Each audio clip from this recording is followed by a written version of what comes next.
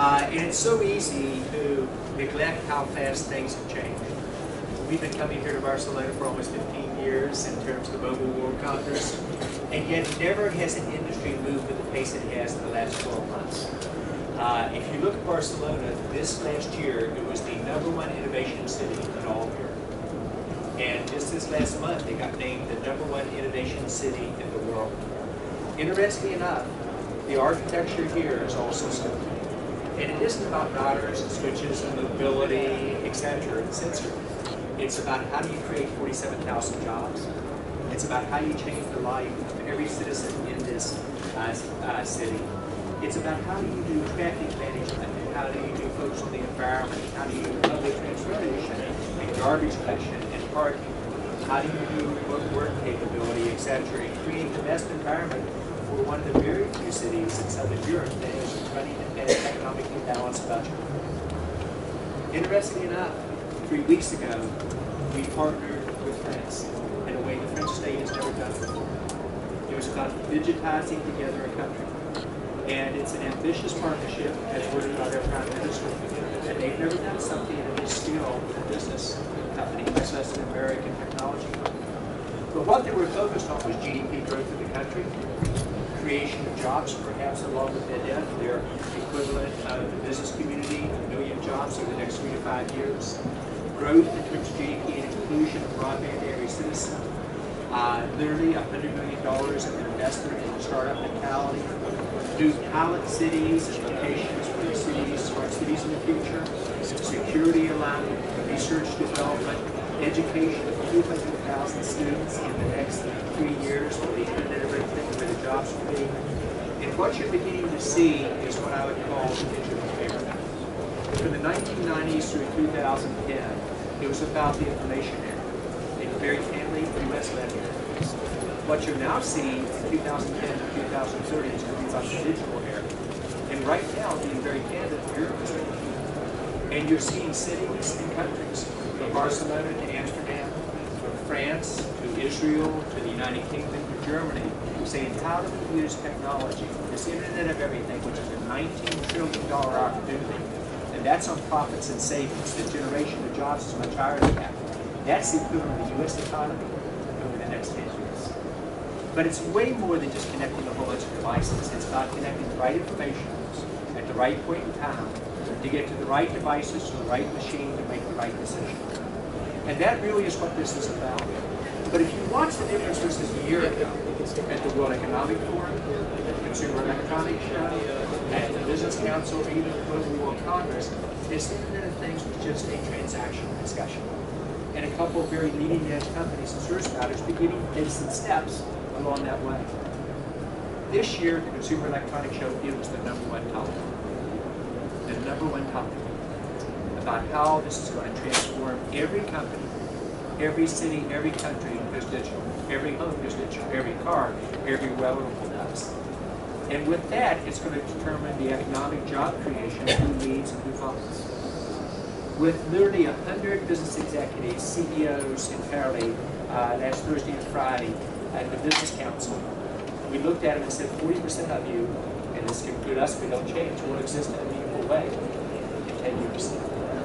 So it is about survival. It is about every company will become a digital or technology company. It just happens to specialize in retail, or a city just happens to specialize in terms of citizen services, etc. As this occurs, you will see both countries, but also cities and companies succeed or fail for the same reasons. #1 reason an organization fails, they fail to get market transitions. This is way more than cloud or a mobile world. This is about a transition to a digital era. The second thing they fail to do is they fail to reinvent themselves as a company, as a leader, or as a group of leaders. And the third thing is basically as it sounds, they fail to realize doing the right thing for too long is a problem. You can imagine looking at our service provider customers 15 years ago and sharing with service providers that voice, which was 90% of the revenue, will commoditize and become free. You have to transition yourself as you move forward. And those organizations who do that will lead.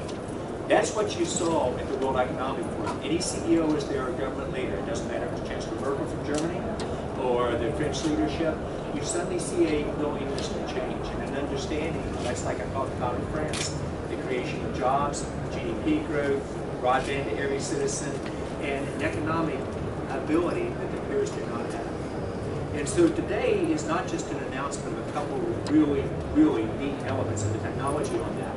I think it's a proof point to how we and our service provider partners are aligning in a way we've never done before. How all of a sudden we say together, how do we reshape an industry? Cisco has never, Kelly, been more aggressive in this.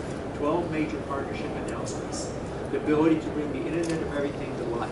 And the ability to do that with something called Mobile IQ is just one example where it combines the Wi-Fi capability with the cellular capability to really make the information in the network usable with the proper amount of privacy for business or for the consumer as you go forward. And virtual managed services, where we will lead with network function virtualization, SDN, and cloud, and the ability already to do 49 of these virtual functions, when our nearest competitor does less than 10. And by the end of the year from now at this event, we'll be over 90. It's the ability to think about how do you transform not just technology of companies, but how do you have the courage to change? And I had the honor to be with Deutsche Telekom's board just a couple of weeks ago. In that, we talked as much about how do you change this organization, what do you do business processes, as we did what was the technology. And using Cisco as an example, we changed ourselves more in the last 3 years than we ever have in our history, and organizationally more in the last 12 months than ever. We moved from selling boxes to focus on outcome for citizens or companies. How do we help and partner with our service provider partners and with every city, every country, and every company about becoming a digital company? And as this occurs, we had to change the organization. We had to go tell you something that was very near and dear to our heart with over 90 business units at Cisco. We changed 24% of our leadership in a very few years. And then we had the best sales organization in the world. We really innovated. We changed 40% of our key executive contacts. This is hard for a company that I know and hired almost everyone in companies of 23 people, myself. But it does speak to the speed of change that is about to occur. The ability to take these capabilities and really make this Internet of Everything, that $19 trillion in economic benefit, come to life. The ability to combine that Wi-Fi knowledge with the cellular knowledge in a way that no one else is doing to make it complete, to make it fast and easy to use. And take this network virtual functions that we're talking about in terms of the capability of managed services and to bring it to life. And so Kelly Ahuja literally heads up the engineering side. His counterpart is Nick Adama for the sales side, and Cedric Nike for the services. And so now when we talk to our service provider partners about what we do together, it's how do we jointly change outcomes in a country or around the world. It's an honor today to have 3 of our great partners with us, Deutsche Telekom, Telecom Italia, and also Worried. And you'll see each of these 3 focus about how they transform their own business in a very rapid way, and particularly being not just the leaders within the industry, knowing that they do not change, they will get left behind. So Kelly, with that, what I'd like to have you do is come up and kind of add a little bit more meat to the key concepts that we're talking about today,